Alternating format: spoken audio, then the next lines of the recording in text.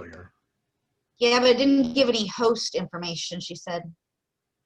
But if you click on participants, it should pop up a screen that shows you everyone that's participating.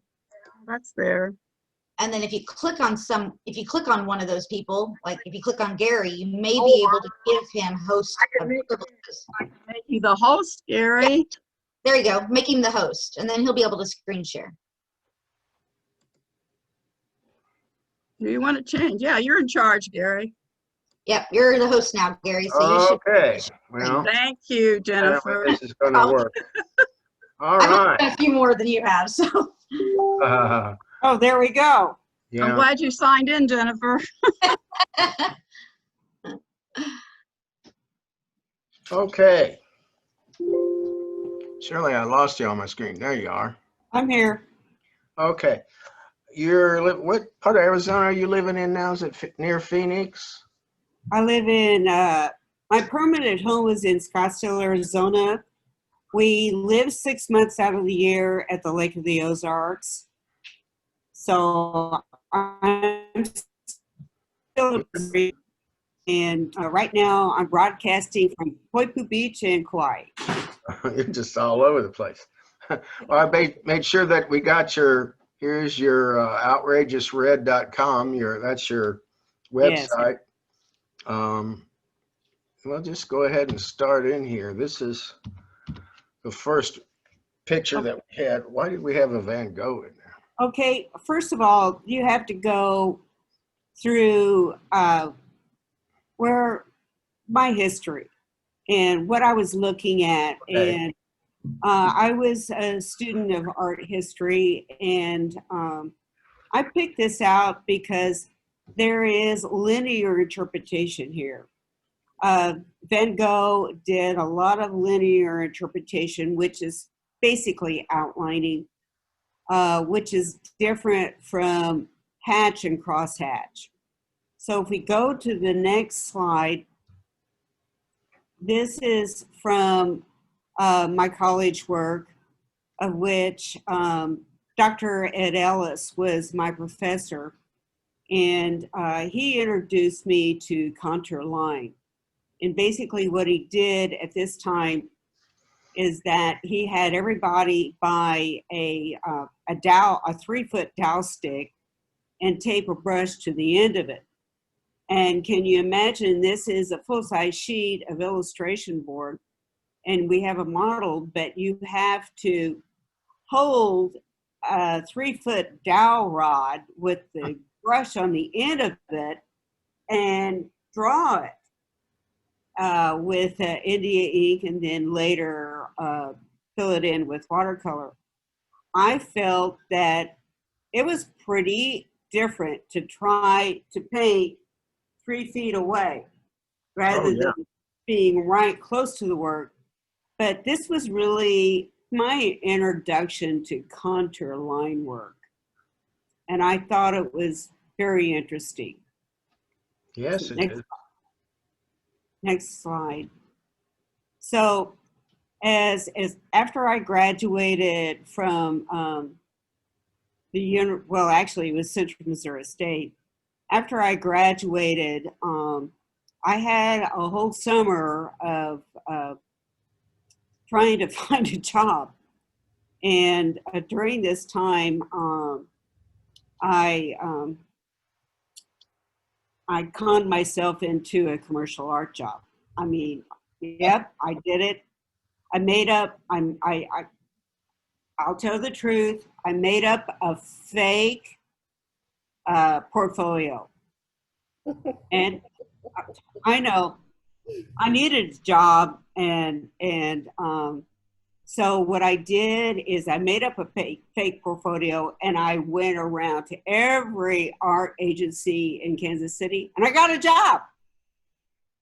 And while I was there, the people on the staff were really nice to me. I learned how to do a lot of commercial art stuff, which everybody did by hand. And I was introduced to this tape.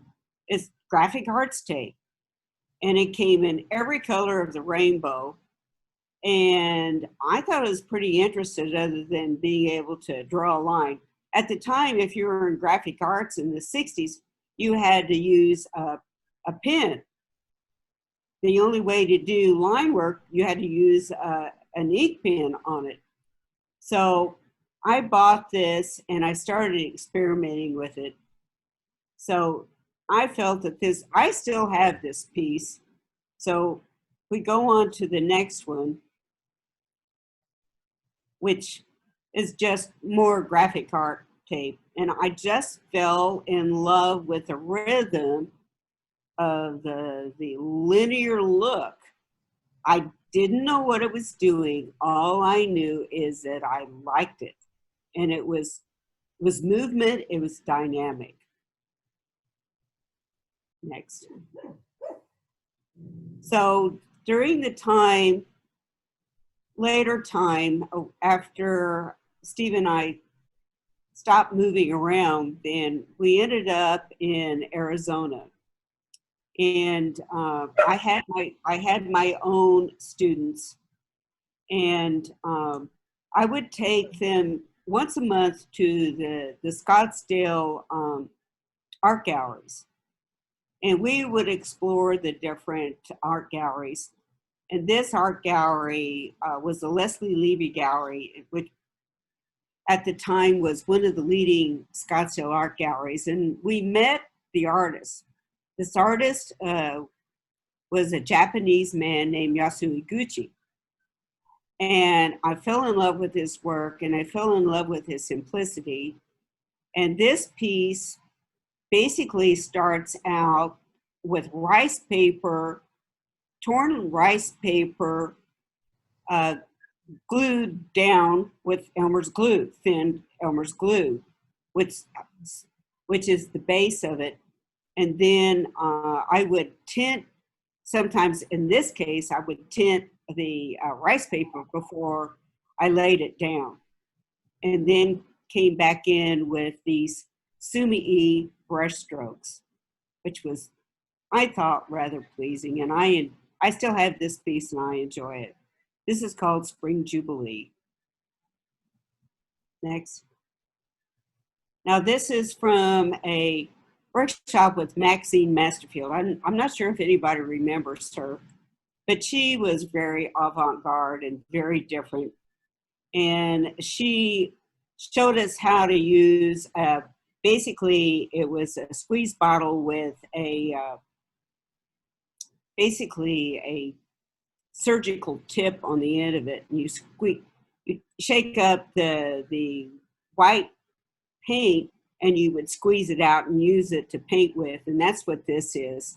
I thought it was very interesting to work with it and to understand, again, there's more linear work here. I was beginning to understand linear work as opposed to basically hatch and crosshatch.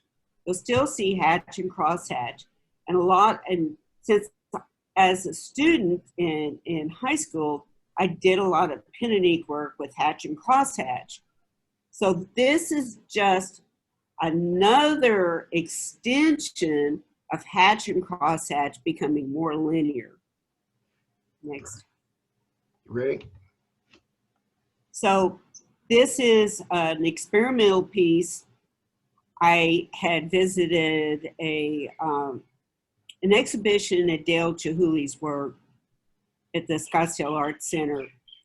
And I picked up a few postcards and I looked at it, but the first thing I recognized is the linear look to it. I had an idea what it was going to be like, but I was totally lost. I really didn't know what I was doing. And I ended up with this. This is basically shells within shells. But it was an experimental piece, not successful, but it's interesting. Trying to develop depth within depth, yet movement and water movement at the same time. I think I only exhibited once and then I withdrew it because it was not competitive. Okay. Still really Okay, this is kind of a throwback right here. This is also another college piece, but as I was reviewing my history of my art, here we go. We've got linear line here. We got a lot of linears, and being in an advanced design class, I felt this is one of my more successful pieces. The unfortunate thing is that when I was moving out of the dorm, everybody lined up at my door, and I was giving art away, and so I gave 90% of my art away. So, but it is signed. So if somebody ever finds it, then they've got a really nice piece of art right there. This is my first voyage into what I'm doing now with linear work. This is a small sketch that I made just to try to see what it would look like. Now, it's a train of thought. How do you get from point A to point B? Well, there was just a lot of thought. And I thought that linear work could be expressed differently than it had done before. So I did this very small piece. It was just like, it's just like this big. It's like a postcard size, because I didn't want to spend a lot of time making something bigger that was going to be a failure. So I made this, and I went on to the next piece. And this was an experimental plein air piece that I did while I was on Maui. And so the island in the back is Kalawahui with the little island in the front.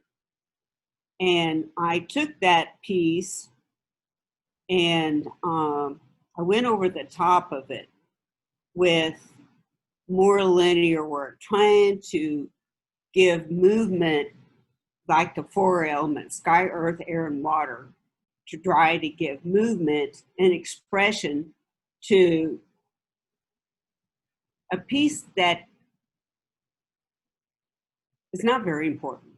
To try to give it more expression. So this became picture puzzle. And the next piece shows how I started gradually. I started at the top, showing movement of the air and cloud, sky, earth, air, and water. And then the next piece is the finished piece. And I really liked the water the best. And basically, what I was doing, I was picking off the top of my head the entire time. I was simply inventing it the way I went. I was trying to interpret the feeling that would have movement that would describe it. So Shirley, a question for you. We saw what the background looked like, and then when you go over it with the lines, are you still using watercolor or another product? Yeah, they're all watercolor. Okay. They're all watercolor, and I do use I do use a Chinese white for the highlights, because it has to have an opacity to it. And at this point, I've got to talk about brush control. The one thing about the Asians that I learned, especially when painting with a bamboo brush, which is very difficult to do, but a bamboo brush can hold a lot of water, but it has a very, very fine tip to it. So when I was doing this, I was learning how to use my brushes. Now I do use the Kolinsky Series 7 all sable brushes. And most of these brushes I use are aught, double aught, and 1 and 2. I very, very rarely get any larger than that for the linears. But the interesting thing is that with brush control and paint control, you've got to control the amount of paint that's on the brush. Now, I constantly, in mixing colors and then wiping the color off, putting the color back on just on the tip of the brush, so I don't make a big blob. But that way I can control the thick and thin lines. Okay, we're moving right along. And so this is a trip to New Zealand, and I saw this random hibiscus, and I saw that there was kind of some little ants crawling up inside of it. And so I was looking for another linear subject. So I tried this. And so the next piece shows the outcome of it. Now, this is really ridiculous. This piece of this flower of hibiscus is actually hanging into the composition. And once I figured out I was already in the composition, I thought, well, gee, Shirley, you gotta think something that's hanging in the middle of the composition is not attached to anything. So I constructed some background stems and pieces, and then went ahead and experimented with line work on it. It was more of an experimental exercise, but I think it's not competitive. I had it in one show and withdrew it. I didn't feel it was strong enough to be competitive, but nevertheless, I thought it was interesting with the contour lines and the movement of it. Ants in the pants, kind of nice. I love what you did with that background. All of these. Well, all that kind of like little thick and thin lines. It's just like just it's totally moving. The composition is just not good, but it's interesting. I like it. Okay, this is a photograph I took of the Desert Botanical Gardens in Arizona. And this is a featured work of Dale Chihuly. And it was about 10 feet in the air, but it was an enormous piece. But as you can see, it was all backlit. I thought, wow, that's interesting. And so I took several photographs of it. So we go down to the next photo. Then of course, when I put things on the board, I do project it. I have a digital projector, and I use usually 140-pound Arches cold press watercolor paper, and then I use a mechanical pencil to sketch the design on. And in this case, I did start out with blocking in the color, and I decided that I couldn't show it as backlit with the white in the background. So I had to show the background as black, which is totally different from being backlit. It took me forever to do this with all the line work, to make each piece look three-dimensional. It took forever to do.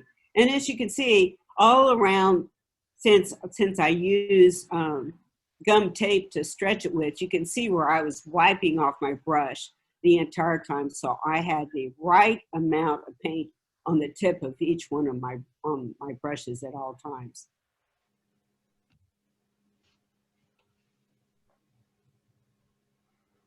And that's the finished one? If you go to the next one,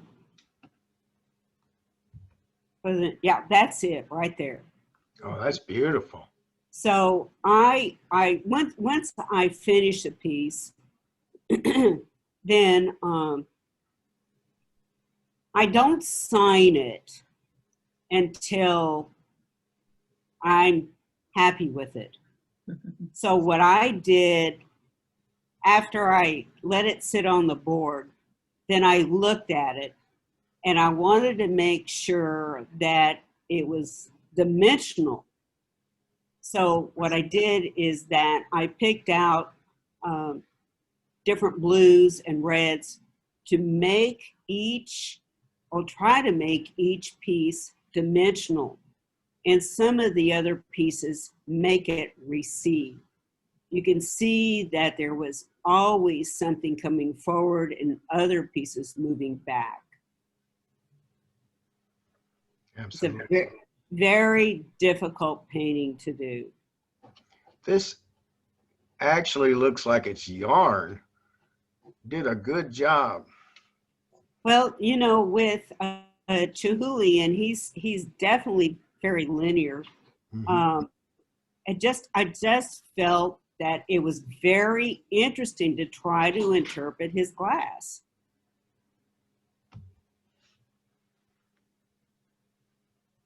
This is a take on the different rice paddies that are in Asia, and I thought it was really interesting to try to interpret this in my linear way, and I did call it paddy puddles.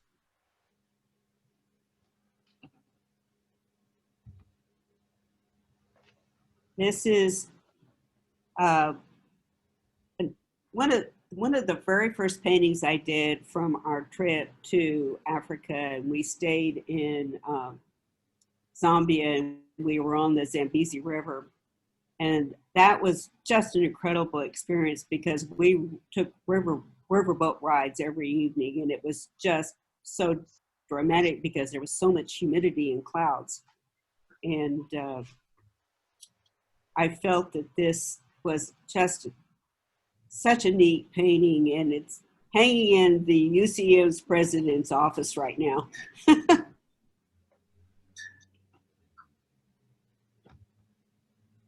This is just another photograph.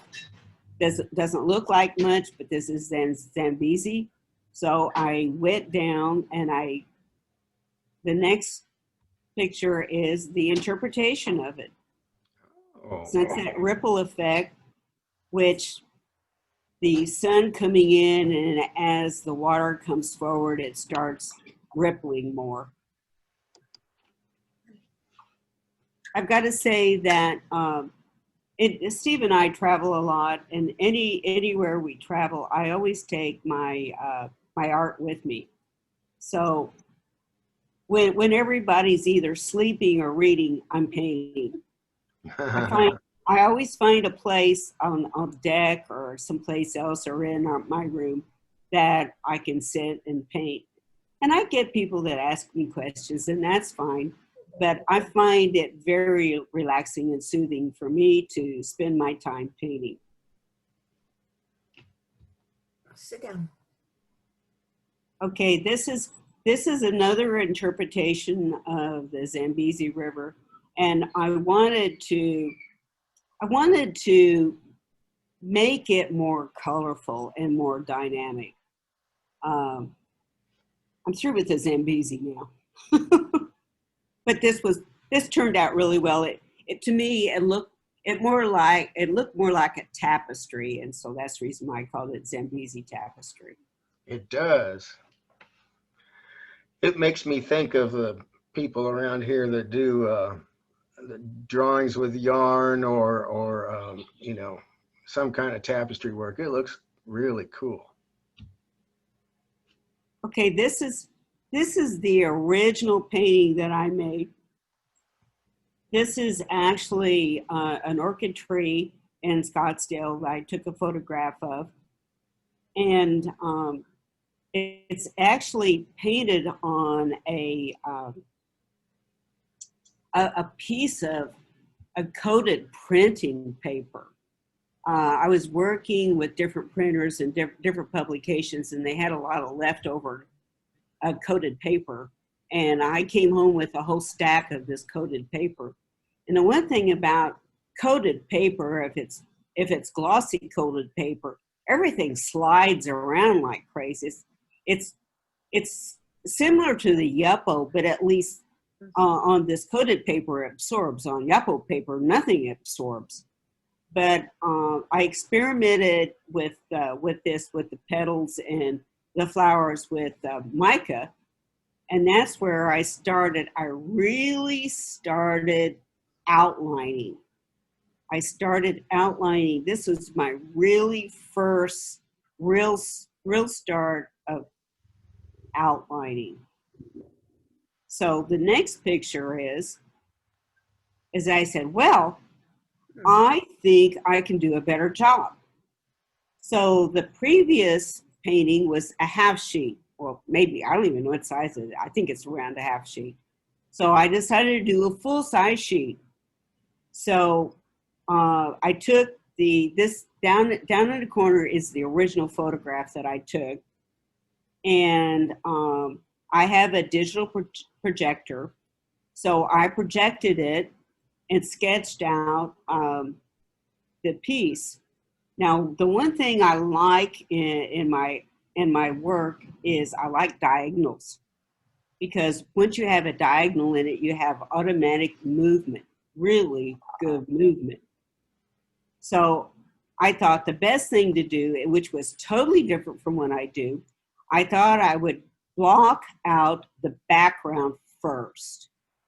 Do that, block that in, and then start in the upper left-hand corner and move across the top and down. I guess one of the reasons why I always start in the upper right-hand corner for finer detail is because I'm right-handed. And although it's a full-size sheet and it's on a big piece of masonite, that's kind of my comfort zone. I just like to start there, and I've always started there, and it's worked well. So if we move to the next slide, then I decided, okay, now's the time to start some linear work. And I used the original photograph and the painting photograph, and I said, you know what? This starts looking like a puzzle. I don't know about you, but in Missouri, those long winter days, and you start running out of things to do when you're a kid, parents bring out the puzzles, and you sit there and work puzzles for hours and hours because you get bored to death. And this started looking like a puzzle. And I enjoyed it. It was fun to do. So the next piece, I started working farther. As you see, I'm working across the top. And I'm also paying attention to the photograph and the painting. So when you hop back between the photograph and the painting, you're going to come up with something in between. And I miss my cats. I've got 3. So the next painting is MJ. MJ, he's my buddy. He's my studio pal. He's my Russian blue male. He's always with me. That's the reason why I gave him a chair. He got in my chair. He has his chair and I have my chair. So that was my studio at the lake house that we just built. So the next picture is, it's just a progression of moving forward and establishing the dark areas and defining the leaf designs. So now we get to the next picture, and that's a little bit more of a close-up of what I've done. I just well-defined edges, well-defined light and dark areas, going back and forward, trying to make back and forward areas to come together. And then if you'll see around in the background, I came in and make definition in the background too. It really seems like there's movement. There's movement of the flowers at the same time.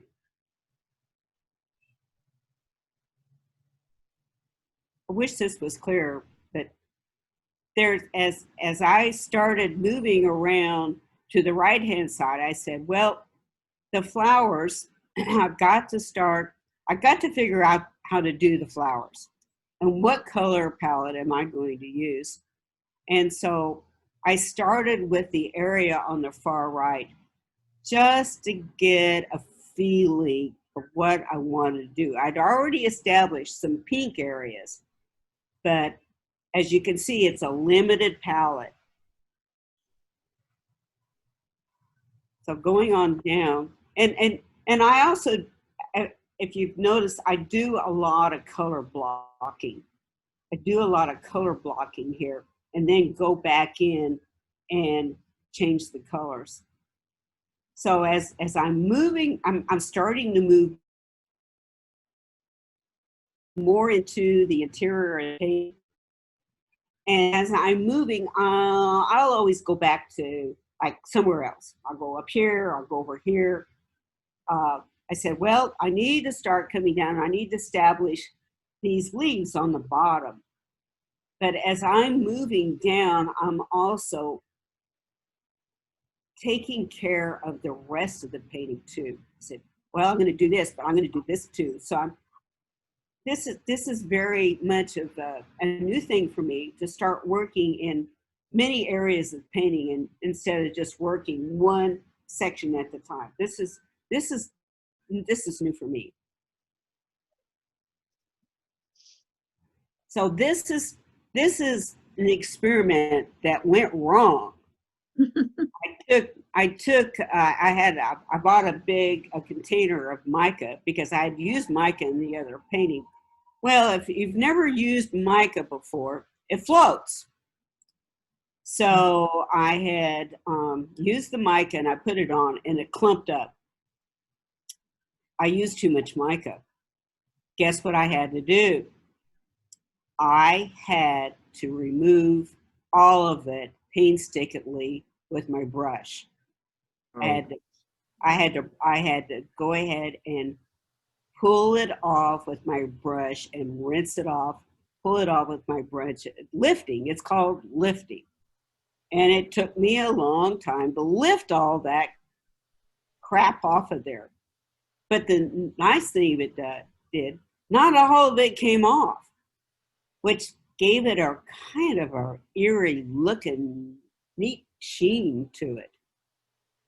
So I wanted to show you that this really looked bad. And I thought, gee, Shirley, you really screwed this up. You got to fix it. Sometimes you have to mess it up so you can fix it. How many times have you messed it up and then you had to fix it? That looks good to me. I like it too.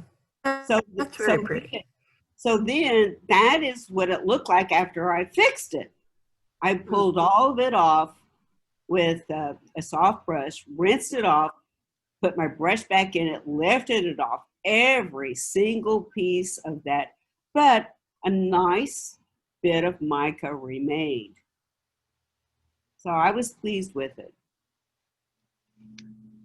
So, Ready for next? yeah. So that's more of a close-up of it.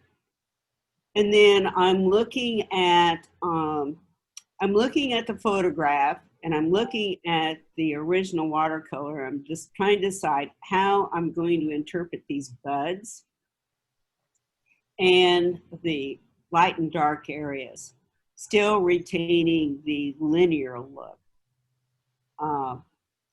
And of course, I go back in and do a lot of repainting. I correct a lot of lines, and I've been really starting to feel really good about it. It's just a bigger piece right there.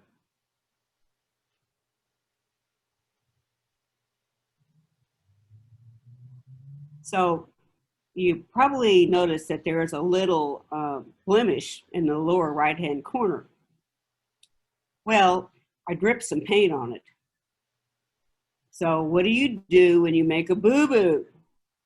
Well, what I did is I wet it and I lifted it and I blotted it. And then the best thing to do is you go back over and you put a nice light wash over the whole area and then load pigment on top of it, and it went away. Oops. Is that the last one? Probably. Oh, okay.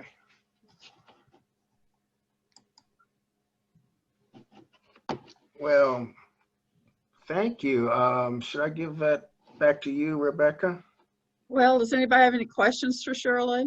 Deborah showed up. Deborah. Yeager. Oh, okay. I wondered who showed up. You signed her in? Yeah. Good. I got to thinking, I don't know how to get anybody in there while Gary's in control. Does anybody have